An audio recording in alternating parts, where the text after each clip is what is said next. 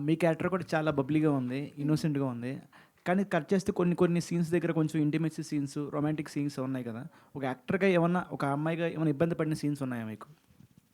Obviously అండి. కొంచెం ఇబ్బందనేది ఉంటుంది. అండ్ మా డైరెక్టర్ గారికి కొంచెం రిక్వెస్ట్ చేసుకొని కొంచెం అలా అయితే కంప్లీట్ చేసాం సీన్స్ అన్నీ గూడా.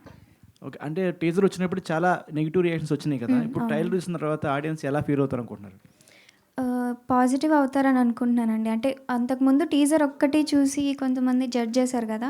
ఇప్పుడు ట్రైలర్ చూసి ఎలా రియాక్ట్ అవుతారు ఏంటి అని చెప్పేసి వెయిట్ చేస్తున్నాను. ఓకే. జూనియర్ అనుష్క అని మీకు కాంప్లిమెంట్ వస్తుంది కదా! ఎట్లా ఫీల్ అవుతున్నారండి అది? చాలా హ్యాపీగా ఫీల్ అవుతున్నానండి. Okay. Thank you. Thank you. ఇప్పుడు ట్రైలర్ చూసిన తర్వాత ఒక టీనేజ్ అమ్మాయిలు ఎలా ఉండకూడదు, అబ్బాయిలు ఎలా ఉండకూడదు అని ఉన్నాయి కదా! రియాలిటీకి దగ్గరగా ఉన్నాయి. మీరు కూడా టీనేజ్‌లో ఉన్నారు కదా! సో, ఈ మూవీ నుంచి మీరు నేర్చుకున్న ఎక్స్‌పీరియన్స్ ఏంటి? ఇద్దరు చెప్పండి. ఫస్ట్ అయితే బౌండరీస్లో ఉండాలన్న.